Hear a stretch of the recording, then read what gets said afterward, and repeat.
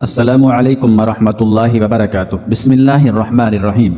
خلعت نبوت سے سرفراز ہو کر حضرت ابراہیم خلیل اللہ علیہ السلام کئی دن بعد گھر تشریف لائے تھے۔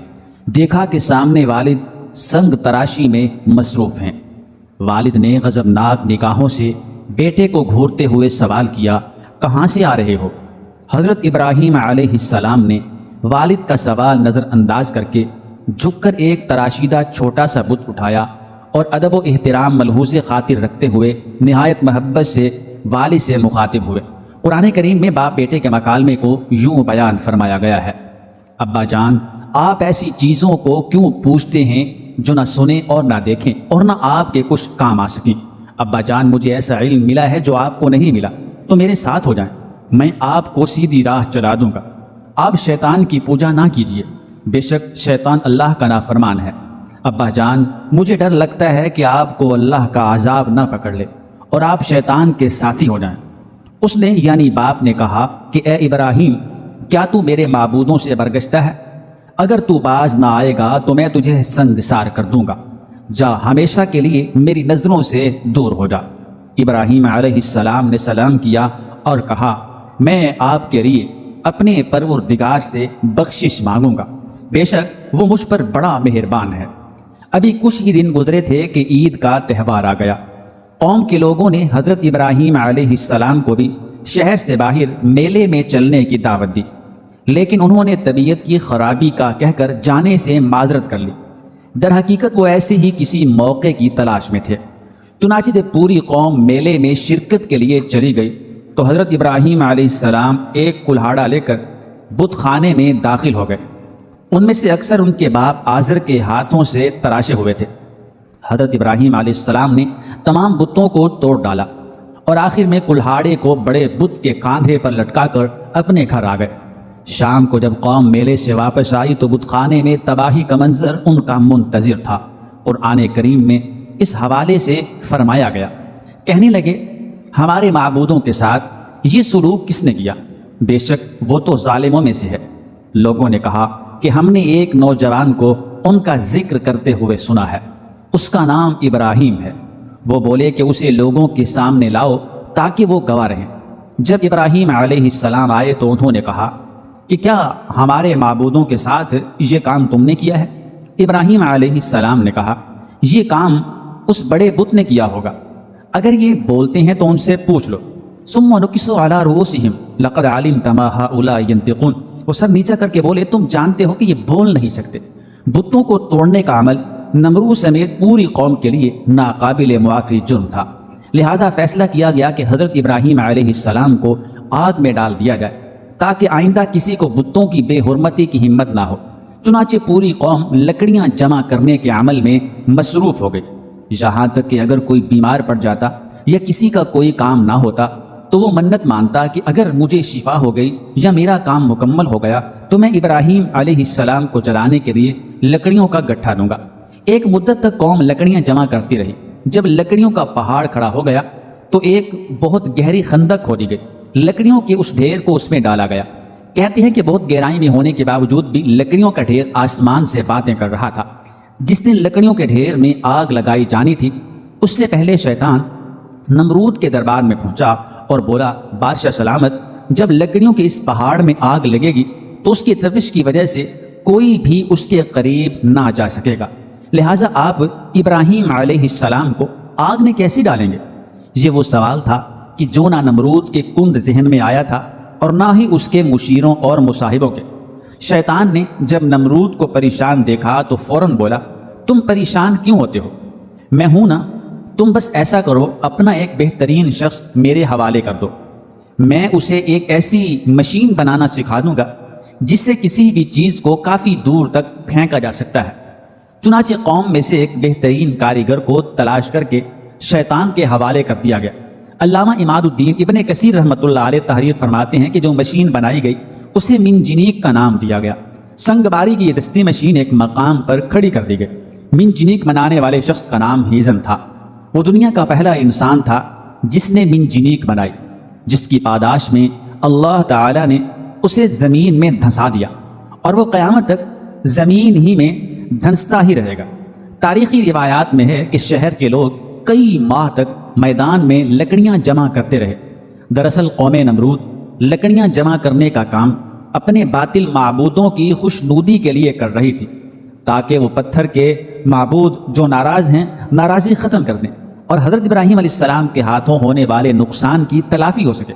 لکڑیاں جمع کرنے کے بعد 7 دن اور رات پوری قوم اس میں آگ لگا کر اسے بھڑکاتی رہی، یہاں تک کہ اس کے شعلے فضا میں آسمان تک اس قدر بلند ہو گئے کہ اگر کوئی پرندہ اس پر سے گزرے تو جل جائے۔ آگ اپنے غیظ و غضب کے ساتھ بھڑک رہی تھی۔ اللہ کے خلیل علیہ السلام کو موٹی رسیوں میں جکڑ کر منجنیق کے پلڑے میں بٹھا دیا گیا۔ ابلیس کے مکروہ چہرے پر شیطانی مسکراہٹ تھی، وہ بھیس بدل کر اس پورے عمل کی نگرانی کر رہا تھا۔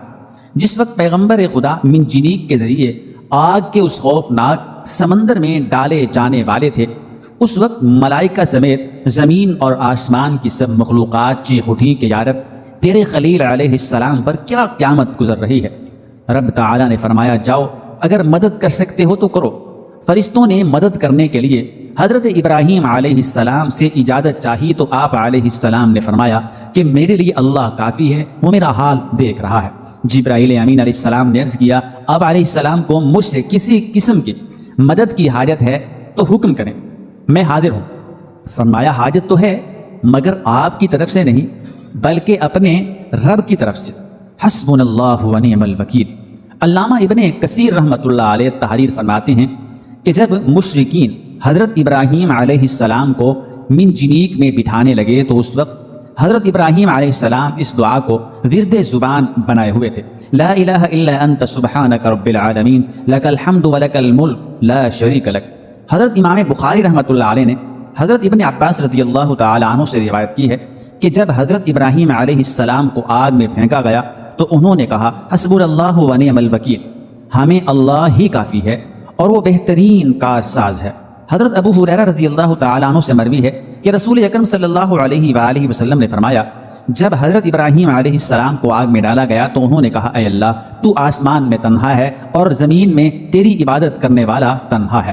جب آتش نمرود گلو گلزار ہو گئی، ارشاد باری تعالیٰ ہوا اور ہم نے حکم دیا، اے آگ ٹھنڈی پڑ جا اور ابراہیم علیہ السلام کے لیے سلامتی والی بن جا۔ علماء فرماتے ہیں کہ اگر اللہ تعالیٰ ٹھنڈی کے ساتھ سلامتی والی نہ کہتا تو اس آگ کی ٹھنڈک حضرت ابراہیم علیہ السلام کے لیے ناقابل برداشت ہوتی۔ بہرحال یہ ایک بڑا معجزہ ہے جو آسمان سے باتیں کرتی ہوئی دہکتی بھڑکتی آگ کے گلو گلزار بن جانے کی صورت میں حضرت ابراہیم علیہ السلام کے لیے اللہ کی مشیت سے ظاہر ہوا، اور اس طرح اللہ نے اپنے نبی علیہ السلام کو مشرکین کی شیطانی سازشوں سے محفوظ فرمایا۔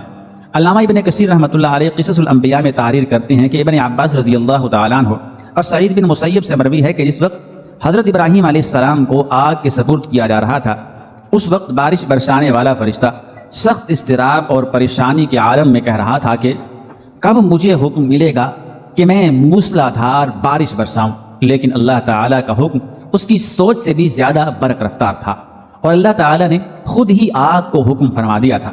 ان لازق لمحات میں حضرت جبرائیل علیہ السلام ان کے ساتھ تھے اور آپ علیہ السلام کی جبین اثر یعنی پیشانی سے پسینہ پونج رہے تھے۔ اس پسینے کے علاوہ کوئی اور تکلیف آپ علیہ السلام کو نہیں پہنچی۔ حضرت کعب بن احبار رضی اللہ تعالیٰ عنہ بیان فرماتے ہیں کہ جس روز حضرت ابراہیم علیہ السلام کو آتش نمرود کے سپرد کیا گیا، اس روز آگ سے تپش اور گرمائش ختم کر دی گئی تھی، جس کی بنا پر نہ لوگوں کے چولہے گرم ہو سکے اور نہ ہی آگ سے کوئی کام لیا جا سکا۔ حضرت کعب رضی اللہ تعالی عنہ نے مزید فرمایا کہ اس روز آگ نے حضرت ابراہیم علیہ السلام سے بندھی ہوئی رسی کے علاوہ کچھ اور نہ جلایا۔ حضرت سدی رحمۃ اللہ علیہ فرماتے ہیں کہ حضرت ابراہیم علیہ السلام کے ساتھ سایہ کرنے والا فرشتہ بھی تھا اور 1 میل تک سایہ ٹھنڈک اور سلامتی تھی اور سرسبز باغ گل و گلزار بن گیا تھا، جبکہ آس پاس آگ اپنے شعلوں اور شراروں کے ساتھ بھڑک رہی تھی اور لوگ حضرت ابراہیم علیہ السلام کی طرف دیکھ رہے تھے۔ سبحان اللہ۔ حضرت ابو ہریرہ رضی اللہ تعالی عنہ سے مروی ہے کہ حضرت ابراہیم علیہ السلام کے والد کے کہے ہوئے کلمات میں سے سب سے اچھے کلمات وہ ہیں جو آزر نے اپنے بیٹے کو آگ کے اندر اس حالت میں دیکھتے وقت کہے، اے ابراہیم، تیرا پروردگار بہترین پروردگار ہے۔ ابن عساکر رحمۃ اللہ علیہ حضرت اکرمہ رضی اللہ تعالی عنہ سے روایت کرتے ہیں کہ حضرت ابراہیم علیہ السلام کی والدہ نے جب اپنے لختے جگر کو گلو گلزار میں یوں مطمئن دیکھا تو پکارا، اے میرے بیٹے، میں بھی تیرے پاس آنا چاہتی ہوں، اللہ سے دعا کر کہ تیرے ارد گرد کی آگ کی حرارت سے مجھے نجات دے۔ تو حضرت ابراہیم علیہ السلام نے عرض کیا، جی اماں۔ پھر آپ کی والدہ حضرت ابراہیم علیہ السلام کی جانب چلی اور آگ نے انہیں کچھ نہ کہا۔ پھر بیٹے کے پاس پہنچ کر بیٹے کو گلے سے لگایا اور بوسہ دے کر واپس لوٹائیں۔ حضرت منہال بن عامر سے مروی ہے، فرماتے ہیں کہ مجھے خبر پہنچی ہے کہ حضرت ابراہیم علیہ السلام وہاں یعنی گلو گلزار میں 40 یا 50 دن ٹھہرے، اور انہوں نے فرمایا کہ دنوں اور راتوں میں نے ان سے اچھی زندگی نہیں گزاری، اور میری تمنا رہی کہ میری تمام زندگی اسی کی طرح ہو جائے۔ کفار و مشرکین حضرت ابراہیم خلیل اللہ علیہ السلام سے انتقام لینا چاہتے تھے، بدلہ لینا چاہتے تھے، مگر رسوا اور ذلیل ہوئے۔ بلند ہونا چاہا لیکن پست و خوار ہوئے، غالب ہونا چاہا مگر مغلوب ہو گئے۔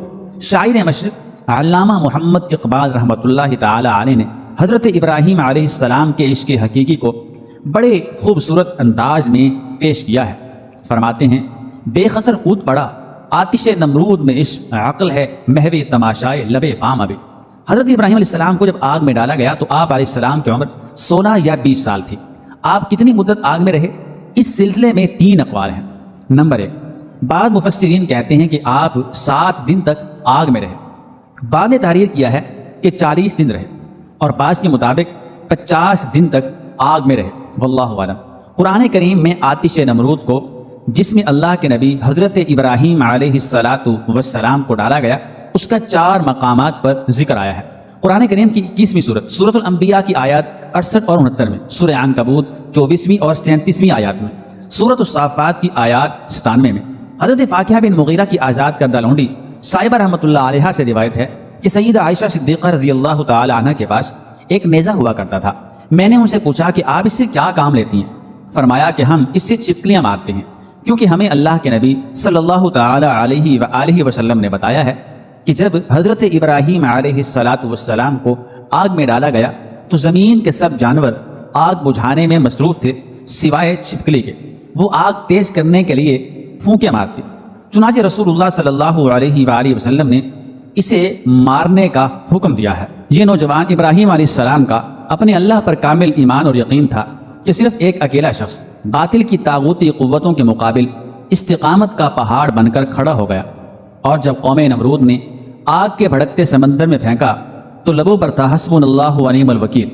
آج 58 مسلم ممالک اور 2.5 ارب سے زیادہ مسلمانوں کے پاس دنیا کی ہر نعمت وافر مقدار میں موجود ہے، بشمول ایٹمی قوت کے، لیکن اگر کسی چیز کی کمی ہے تو وہ ہے ایمان اور یقین کی قوت کی کمی، اور صرف اس ایک محرومی نے امت مسلمہ کو دنیا بھر میں ذلیل و خوار کر رکھا ہے۔ علامہ اقبال رحمۃ اللہ علیہ نے سالوں پہلے فرمایا تھا، آج بھی ہو جو ابراہیم کا ایمان پیدا، آگ کر سکتی ہے انداز گلستہ پیدا۔ علماء نے لکھا ہے کہ ظہر کی 4 رکعت جو ہم ادا کرتے ہیں، یہ سب سے پہلے حضرت ابراہیم علیہ السلام نے ادا فرمائی تھی، اور اس وقت ادا فرمائی تھی جس وقت وہ اپنے بیٹے حضرت اسماعیل علیہ السلام کو ذبح کرنے کے امتحان میں کامیاب ہو گئے تھے۔ ایک رکعت تو اس امتحان میں کامیابی پر شکرانے کے طور پر ادا فرمائی، یا اللہ آپ کا شکر ہے کہ آپ کی مدد سے میں اس مشکل امتحان میں کامیاب ہو گیا۔ دوسری رکعت اس بات کے شکرانے میں ادا فرمائی تھی کہ اللہ تعالیٰ نے حضرت اسماعیل علیہ السلام کے عوض میں جنت سے ایک میٹھا اتار دیا، کیونکہ یہ بھی اللہ تعالیٰ کا ایک خصوصی انعام تھا، اس لیے اس کے شکرانے کے طور پر دوسری رکعت ادا فرمائی۔ تیسری رکعت اس بات کے شکرانے میں ادا فرمائی تھی کہ اللہ تعالیٰ نے اس موقع پر براہ راست حضرت ابراہیم علیہ السلام سے خطاب کرتے ہوئے فرمایا، اے ابراہیم، بلا شبہ تم نے اپنا خواب سچ کر دکھایا، ہم نیکوکاروں کو اسی طرح بدلہ دیا کرتے ہیں۔ اس خطاب کے شکرانے میں تیسری رکعت ادا فرمائی۔ چوتھی رکعت اس بات کے شکرانے میں ادا فرمائی کہ اللہ تعالیٰ نے ایسا صابر بیٹا عطا فرمایا جو اس سخت امتحان کے اندر بھی نہایت صابر اور متحمل رہا اور صبر کا پہاڑ بن گیا۔ اس طرح یہ 4 رکعتیں حضرت ابراہیم علیہ السلام نے ظہر کے وقت بطور شکرانے کی ادا فرمائی تھی۔ اللہ تعالیٰ کو ایسی پسند آئیں کہ سرکار دو عالم صلی اللہ علیہ وآلہ وسلم کی امت پر فرض فرما دی۔